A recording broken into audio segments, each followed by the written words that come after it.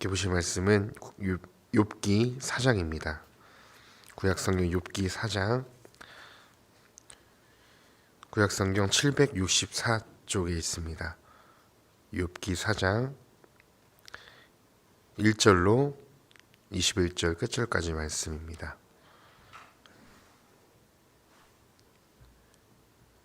욥기 4장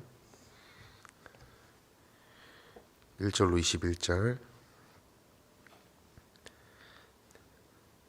다 찾으셨으면 한 절씩 교독하도록 하겠습니다. 대만 사람 엘리바스가 대답하여 이르되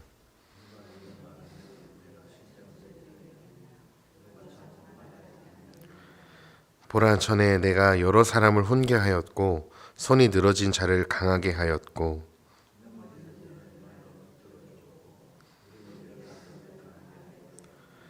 이제 이 일이 내게 이름에 내가 힘들어하고 이 일이 내게 닥침에 내가 놀라는구나.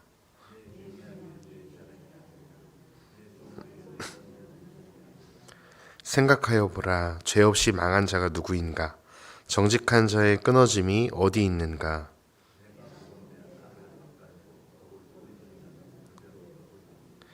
다 하나님의 입 기운에 멸망하고 그의 콧김에 사라지느니라.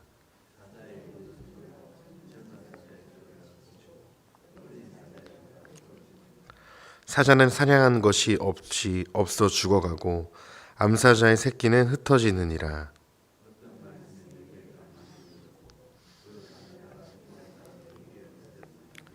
사람이 깊이 잠들 즈음 내가 그 밤에 본 환상으로 말미암아 생각이 번거로울 때에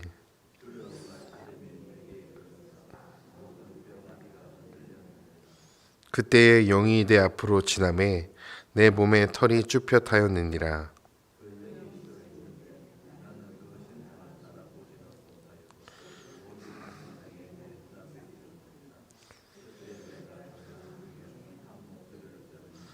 사람이 어찌 하나님보다 의롭겠느냐?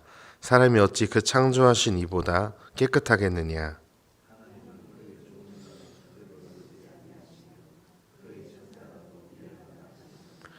하물며 흙집에 살며 티끌로 털을 삼고 하루살이 앞에서라도 무너질 자이겠느냐?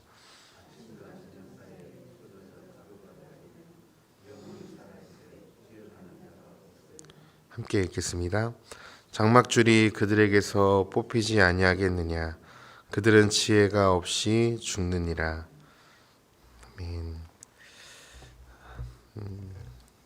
저희는 이제 11월 한 달과 또 다음 달 중반까지 욥기를 살펴보게 되겠습니다. 욥기는 참 잘 안다고 생각할 수 있지만 저희가 이 욥기를 저도 이 말씀을 준비하면서 욥기를 다시금 새롭게 좀 와닿게 묵상하고 읽고 있는데요. 욥기는 어떻게 보면 좀 되게 지루한 책인 것 같기도 합니다. 이게 오늘 말씀으로 시작된 4장부터 이제 31장까지 이제 욥에 당한 고난을 통해서 새 친구와 이제 옥신각신하는 내용이 31장까지 이어지거든요. 그래서 내 말이 옳으냐, 내 말이 옳으냐 이렇게 다툼 비슷하게 이제 하는 내용이 31장까지 되어집니다. 그리고 그 후반부는 이제 갑자기 욥의 고백과 하나님이 갑자기 욥에게 나타나셔서 창조에 대한 이야기를 하십니다. 그래서 욥은 우리가 이 성경을 대하면서 완벽한 답을 이 성경에서 찾지 못할 수도 있습니다. 그것은 우리가 여기서 하나님이 어떤 분이신가를 찾을 수 있지만 완전하게 다 이해할 수는 없습니다. 왜냐하면 하나님은 인간의 지혜와 인간의 생각을 한계를 뛰어넘으시는 분이기 때문에 그렇습니다. 욥기 잘 아시는 것처럼 큰 명제는 이거죠. 의인에게 어떻게 하나님이 고난을 내리실 수 있는가? 인과응보와 뿌린 대로 거둔다는 그 보편적 잠언적 신학에 근거한 그 하나님은 당연히 인간이 무언가 욥이 죄가 있었기 때문에 치셨다라고 생각하는 것입니다. 이것은 잘못하면 사람의 교만함이 될 수 있습니다. 한 법칙을 정해놓는 거죠. 우리 안에 우리가 하나님께서 무언가를 일으키실 만한 일을 인간이 열심히 만들어서 예를 들면 새벽 기도를 40일 특별 새벽 기도를 해서 예물을 드리면 하나님이 마지막 날에 마지막 끝나는 날에 하나님이 내 기도를 응답해 주실 거다. 어떤 우리 인간 편에서 하나님이 일하시게끔 무엇을 만들어 놓는 거죠. 하나님은 자비로우시고 은혜로우셔서 우리가 그렇게 하는 우리가 부르짖는 기도에 응답하시는 분이시기도 합니다. 하지만 하나님은 우리가 그 인간들이 만들어 온 법칙 안에 갇히는 분이 아니시기도 합니다. 하나님이 우리에게 우리의 기도를 들어주시는 분이시기도 하지만 그 기도를 거절하시는 분이기도 하죠. 우리가 신앙생활을 열심히 하고 예수를 잘 믿고 말씀대로 살아도 욥처럼 때로는 하나님이 고난을 주실 때도 있습니다. 그러나 욥기에서 얘기하는 건 우리가 그 이유를 사람이 다 알 수 없다는 거예요. 우리의 생각으로, 우리의 지식으로, 우리의 자아로, 우리의 한계로는 그분의 뜻과 계획을 다는 알 수 없다는 것이 바로 욥이 말하는 지혜입니다. 그래서 욥기에서 진짜 말하고 싶은 것은 욥기의 결론을 먼저 말씀을 드리면 우리가 하나님이 우리의 법칙 안에 갇혀 계신 분이 아니라는 것을 아는 것, 그리고 그것을 받아들이는 것, 그것이 욥기가 말하는 진짜 지혜가 아닌가 싶습니다. 오늘 욥기 4장은 이제 친구들의 첫 친구의 말이 이제 시작되는데요. 욥에 대한 죄에 대한 이제 근거를 찾는 내용이 이제 시작됩니다. 그 사람이 바로 오늘 엘리바스였는데요. 욥은 아시는 것처럼 아무런 고난, 아무런 잘못 없이 한순간에 자녀와 재물을 잃게 됩니다. 그리고 그뿐만 아니라 이제 다시금 이제 사탄이 하나님과 대면하면서 내가 보았느냐, 내가 욥에게 모든 것을 가져갔는데도 그는 원망하지 않고 나에게 마음을 굳건히 지켰다. 경외함을 버리지 않았다고 사단에게 욥을 소개하니까 다시 사단이 하나님 그러면 욥의 몸을 치십시오. 그의 몸에 모든 종기가 일어나면 그제서야 하나님을 원망할 것입니다. 그랬더니 하나님이 사단에게 욥의 생명만은 건들지 말고 그에게 종기가 나도록 치라고 내버려 두시죠. 그래서 사단은 욥을 칩니다. 그래서 온몸에 종기가 나고 질그릇 조각으로 자기의 온몸을 긁게 됩니다. 이제는 참지 못했던 아내까지도 차라리 하나님 욕하고 죽는 게 낫겠다라고 하면서 욥을 떠나갑니다. 이제 욥은 2장에서까지 우리가 하나님께 복도 받았으니 화도 받지 않겠느냐, 하나님의 주권을 인정하지만 이제 3장에 가서는 결국 자신이 태어난 것을 저주합니다. 차라리 내 자녀가 이렇게 죽을 바에야 내가 차라리 태어나지 않았으면, 내가 어머니의 태에서 차라리 죽어 나왔으면, 그렇게 하면서 자신의 생일을 저주하면서 자신의 신세를 한탄합니다. 이제 3장부터 조금 인간적인 모습이 욥에게 나타납니다. 사실 1장과 2장은 사람에게서 나올 수 없는 사실 그런 고백들이거든요. 거두시니도 여호와, 주시니도 여호와. 참 괴리감이 있었는데 이제 3장부터는 욥이 자신의 이유 없는 고난을 통해서 한탄하는 장면이 나오는 것을 보면서 참 욥도 육신을 가진 사람이었구나. 차라리 자기가 이렇게 하나님이 나에게 아득한 고난과 그리고 자기에게 이 고난을 주셨는데 왜 자기는 안 데려가셨나, 그런 것에 대한 한탄을 하고 있을 때 이제 그 세 친구가 욥의 고난을 보라고 했던 세 친구가 이야기를 하기 시작합니다. 그래서 오늘은 엘리바스 내용인데요. 자, 엘리바스가 이제 이렇게 2장부터 이렇게 얘기합니다. 2절부터 오늘 말씀 2절부터 이렇게 얘기하죠. 누가 내게 말하면 내가 실증을 내겠느냐, 누가 참고 말하지 아니하겠느냐. 쉽게 말하면 이거예요. 내가 이 말을 시작하면 내가 짜증낼 수도 있지만 내가 이 말은 해야겠다. 이제 이렇게 시작하는 겁니다. 내가 말하지 않을 수 없을 것 같다. 쉽게 말하면 이런 얘기예요.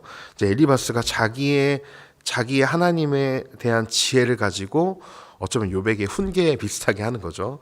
이제 그래서 이렇게 얘기합니다. 3절에 보라 내가 전에 내게 여러 사람들을 훈계하였고 손이 늘어진 자를 강하게 하였고 넘어지는 자들을 말로 붙들어 주었고 무릎이 약한 자들을 강하게 하였다. 야 욥아 너는 전에 사람들에게 용기를 주고 넘어진 자들을 세우고 돕는 역할을 했었다. 그리고 그들을 회복시키고 희망을 주는 사람이었다. 뿐만 아니라 하나님을 경외하는 것, 하나님을 경외하는 자에게 하나님이 이러한 은혜를 주시겠다고 얘기했으며 하나님에 대한 확신이 가득 찼었고 자신의 길의 완전함을 지켰던 너는 그런 사람이었다. 그런데 지금 너의 모습이 그 사람들의 모습, 그 사람들을 붙들어주는 모습, 그 강한 모습이 아니라 이제 이 재앙이 너에게 닥치니까 너도 이렇게 내 온전함을 지키지 못하는 것이 아니냐. 현재의 고난이 욥에게 하나님 앞에 문제가 있기 때문이라고 조금씩 고발하고 있는 내용입니다. 그래서 엘리바스는 7절부터 11절까지 하나님의 세상 통치 원리는 인과응보라는 주장으로 시작합니다. 무언가 원인이 있었기 때문에 욥에게 결과가 나타나는 거죠. 그러면서 이렇게 얘기합니다. 7절부터 죄 없이 망한 자가 없고 정직한 자의 끊어짐은 없었다. 내가 보았는데 악을 밭갈고 독을 뿌리는 자는 그대로 거두는 것을 보았다. 그런 악인을 하나님께서 날마다 그런 악인이 있을 때마다 멸하셨다는 엘리바스의 논리입니다. 마치 욥의 고난이 그의 숨겨진 그도 알지 못하는 죄 때문에 일어날 수도 있었다는 엘리바스의 지혜적인 내용입니다. 이게 아까 제가 서두에 말씀드렸던 잠언식 지혜입니다. 뿌린데도 거둔다는 것이죠. 하나님을 경외하지 않는 자는 하나님께서 치신다는 말씀이시죠. 모세 율법대로 하나님을 경외하지 않고 하나님을 섬기지 않고 우상을 섬기면 죄를 지면 하나님이 심판하신다는 내용입니다. 네, 이 엘리바스의 주장도 한편으로 맞습니다. 네, 지난달에 저희가 열왕기상을 봤지만 열왕기상에서도 왕들이 하나님을 경외하지 않고 가장 하나님을 섬겨야 될 것을 잘 보여주어야 됐던 왕이 우상을 섬기고 세상을 더 사랑하고 세속화되어지자 하나님께로 버림받는 왕들을 보여주셨죠. 그것처럼 우리는 잠언식 지혜의 근간은 바로 하나님께 열매로 안다는 거죠. 하나님을 어떻게 섬겨느냐에 따라서 그 하나님이 어떤 열매를 거두게 하신다라고 이제 엘리바스도 오늘 이야기하고 있는 것입니다. 쉽게 말하면 뿌린 대로 거둔다는 거예요. 악이 악으로 멸망하기까지 시간이 걸릴 뿐이고 반드시 망한다는 말입니다. 이 말은 욥이 하나님의 심판을 당해서 재난을 맞은 것이라고 내 죄 때문에 내 자녀들과 재물을 하나님께서 앗아가셨다고 이야기하는 것입니다. 거기서 그치지 않습니다. 12절부터 21절까지 엘리바스가 무슨 환상 중에 무언가를 본 것 같아요. 엘리바스는 환상 중에 자기가 영을 통해서 들은 이야기라고 하면서 욥에게 전합니다. 그 영은 자기에게 계시로 알려주신 그 영은 인간을 연약하고 허무하고 불의하고 불결한 존재라고 이야기합니다. 그것은 욥도 예외가 아니고 따라서 그가 당한 재난은 그의 죄의 결과라는 것입니다. 그러니까 너는 18절에도 이렇게 얘기하고 있습니다. 하나님은 그의 종이라도 그대로 믿지 아니하신다. 네, 엘리바스가 지금 욥에 대해서 이렇게 얘기하는 거죠. 하나님은 너에게 어쩌면 죄로 인해 실망하셨을 수도 있다. 그런데 이 엘리바스는 지금 잘 모르고 하는 얘기죠. 근데 독자들인 저와 성도님들은 알죠. 하나님이 욥을 어떻게 여기셨는지. 하나님이 욥에 대해서 그는 온전했고 정직하고 악에서 떠났고 나를 경외했다고 하나님 얘기하셨거든요. 그러니까 지금 엘리바스는 잘 사실을 알지도 못하면서 하나님과 욥의 관계가 어떤지 잘 알지 못하면서 훈수를 두고 있는 것입니다. 하나님은 그의 종이라도 아무리 네가 하나님을 잘 섬겼어도 너를 다 믿지 않는다. 그의 천사라도 미련하다고 하시는데 자기의 뜻을 전하는 사자에게도 미련하다고 하시는데 티끌에 사는 너와 나겠느냐. 그러면서 어쩌면 인간에 대해서 사람에 대해서 하나님의 창조성이 가득한 사람에 대해서 깎아내리고 있습니다. 그리고 인간은 아주 허무한 존재라고 이야기하죠. 아침과 저녁 사이에도 사라질 수 있는, 아침과 저녁 하루 사이에 없어질 수 있는, 어쩌면 하루살이보다 더 빨리 사라질 수 있는 연약한 존재가 바로 사람이라는 것입니다. 그러니 인간이 하나님 앞에서 의로움을 주장할 수 없다는 논리죠. 엘리바스는 욥이 죄인이라고 직접 지적하진 않지만 죄가 있기 때문에 이런 고난이 닥쳤다고 돌려서 이야기하고 있는 것입니다. 엘리바스는 욥에 숨겨진 죄가 있었기 때문에 이런 고난이 발생했다고 주장하지만 욥의 독자들인 저와 성도님들은 욥이 하나님과 사람 앞에 아무런 죄를 짓지 않았고 온전하고 정직한 자임을 알고 있습니다. 중요한 것은 욥의 완전한 부분보다 이러한 이유를 도저히 알 수 없는 고난을 당한 형제와 지체, 우리가 이 고난을 당할 수도 있지만 이유를 정말 알 수 없는 이 고난을 당한 형제와 지체에게 우리는 어떻게 대해야 하는가를 오늘 말씀을 통해 결론을 맺고 싶습니다. 엘리바스는 위로를 하러 왔지만 욥과 함께 옷을 찢으면서 울었지만 욥이 자기의 상황을 한탄하자 자신이 가진 지혜로 욥을 위로하고 함께 격려하기보다는 자기가 빨리 이 답을 찾아서 해결하려고 하는 그런 성향이었던 것 같습니다. 오늘 이 MBTI로 말하면 F 성향보단 T 성향이었던 것 같아요. 이성적으로 이 사건을 논리적으로 판단해서 어디에 해결점이 있는지를 좀 이렇게 이유를 찾고자 했던 것 같아요. 그런데 오늘 이 엘리바스의 행동은 이 욥에 대한 이 위로는요, 격려는 성경적이지는 않은 것 같습니다. 우리가 이 엘리바스의 모습을 보면서 이해할 수 없는 고난을 닥친 형제들에게 어떻게 대해야 할까요? 때로는 우리가 하나님 말씀대로 살고 범죄하지 않아도 고난이 찾아올 수 있습니다. 우리가 무엇을 했느냐 하지 않았느냐에 따라서 고난의 규범을 우리는 다 알 수 없습니다. 그러나 중요한 한 가지는 지체가, 우리의 형제가 고난을 당할 때에 대한 우리의 태도입니다. 우리는 엘리바스처럼 때로는 고난당하는 자들을 향해서 이유 없는 환난을 당한 자를 향하여서 너무나 쉽게 판단할 때가 있더라는 것입니다. 내가 보니까 이유 없는 고난은 없더라. 성경에서도 죄 없이 망한 자가 없었고 정직한 자의 끊어짐은 보지 못했다. 분명 당신에게 숨겨진 죄가 있을 수 있다. 하나님 때로는 정결하게 하시려고 고난을 주신다. 그러니 우리 같이 회개하자. 맞는 말이, 사실 맞는 말일 수 있거든요. 엘리바스의 말도 다 틀린 말은 아닙니다. 하나님은 때로는 우리가 죄의 길로 가려고 할 때 우리를 정결하게 하시려고, 그분 앞에 나오게 하시려고 하나님은 실제로 고난도 허락하시는 분입니다. 근데 그 얘기가 틀렸다는 말이 아니라 형제가 고난을 당했을 때에 대한 태도가 정말 하나님이 기뻐하시는 태도는 아니라는 것입니다. 우리가 그 원인을 찾고 방법을 제시하는 것보다 우리가 어떤 현상이 일어났을 때 너무나 쉽게 우리는 하나님의 뜻에 대해서 이야기한다는 것입니다. 하나님이 더 기도하라고 그러실 거야. 너무 쉽게 얘기한다는 거죠. 마치 하나님은 그런 뜻이 아니실 수도 있는데 내가 기도해 보니까 이런 뜻인 것 같아. 내가 기도하는데 이런 마음을 주셨다. 이런 마음을 나누실 때 조금은 조심하셔야 돼요. 왜냐하면 그 뜻이 하나님으로부터 오지 않은 뜻일 수 있거든요. 내 생각일 수 있습니다. 그래서 우리가 지체들을 향해서 하나님의 뜻이라는 그 단어는 조금 빼는 게 좀 안전하지 않을까 싶긴 합니다. 그래서 우리는 이 고난을 당한 자에게 우리가 하나님의 뜻을 왈가왈부하기보다는 우리는 이러한 태도를 가졌으면 좋겠습니다. 전도서 4장에서는 뭐라고 얘기하냐면요. 전도서 4장 10절에서는 혹시 그들이 넘어지면 하나가 그 동물을 붙들어 일으키려니와 4장 12절에서는 이렇게 얘기합니다. 한 사람이면 패하겠거니와 두 사람이면 맞설 수 있나니 세 겹줄은 쉽게 끊어지지 않느니라. 그리고 우리가 잘 아는 로마서 12장 15절에서는 이렇게 얘기하죠. 즐거워하는 자들과 함께 즐거워하고 우는 자들과 함께 울라. 성경은 그의 죄를 지적하라는 말이 없습니다. 그의 죄를 알려주라는 말이 없어요.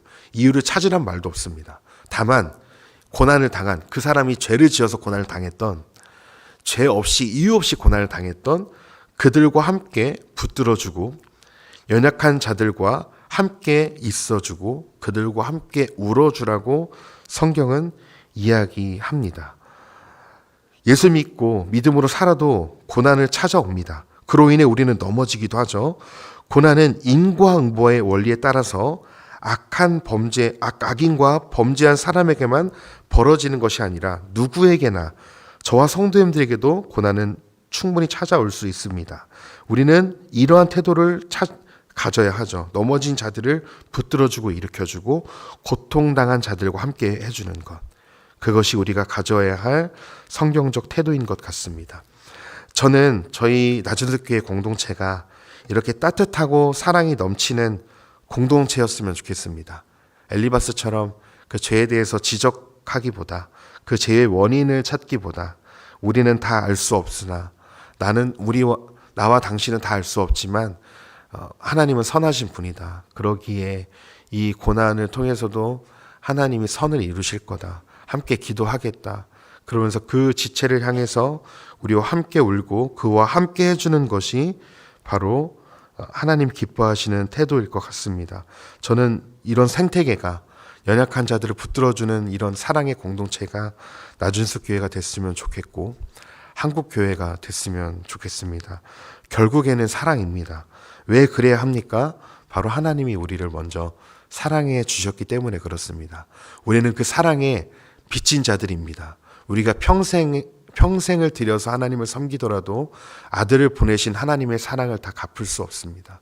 그렇기 때문에 우리는 하나님에게 늘 빚진 자의 마음을 가지고 형제와 자매에게 닥친 고난을 우리가 원인을 찾고 그에게 어떤 것을 가르쳐 주려고 하기보다 우리에게 연약한 자들이 있다면 그들과 함께 동행해 주시고 함께 머물러 주시고 함께 기도해 주시고 함께 울어 주시는 그런 주님의 마음을 닮은 그런 귀한 성도님들의 삶이 되시기를 간절히 소망합니다. 기도하겠습니다. 하나님, 우리는 때로 교만하고 또 우리가 다 하나님을 안다고 하나님의 뜻을 내가 깨달았다고 얘기를 하지만 하나님, 우리는 하나님의 그 원대하시고 그 크신 뜻을 다 알 수 없음을 고백합니다. 우리는 하나님의 뜻을 다 알지 못한 연약한 자이지만 그럼에도 불구하고 우리에게 하나님의 마음을 하나님의 눈과 시선을 우리에게 부어주셔서 우리가 영혼들을 향해서 엘리바스와 같이 연약한 자들에게 고난을 당한 자들에게 우리가 훈계하고 가르치려 하지 않게 하시고 그들의 눈물을 함께 닦아주며 함께 울 수 있는 함께 그들을 붙들어주고 기도할 수 있는 사랑의 공동체가 되게 하여 주시옵소서. 그들을 붙들어주는 주님을 닮은 성품을 우리에게 부어주셔서 우리의 위로와 우리의 격려를 통해 한 영혼이 주님께 다시금 세워지는 귀한 섬김의 삶을 주님의 사랑을 드러내는 삶을 살아갈 수 있도록 오늘도 우리의 삶을 붙들어 주시옵소서. 특별히 이유 없는 고난 가운데 있는 성도님들이 계시다면 주님의 선하심과 주님이 합력하여서 결국 선을 이루시는 그 놀라운 하나님이시라는 것을 주님 신뢰하게 하여 주시고 그 주님을 끝까지 믿으며 나아갈 수 있도록 인도하여 주시옵소서. 기도 제목이 응답이 더딜지라도 하나님이 계시지 않는 것 같은 상황에 놓였을지라도 하나님은 우리가 침 삼킬 때에도 우리를 놓지 않으시는 우리가 우리에게 그 하나님의 두 눈동자를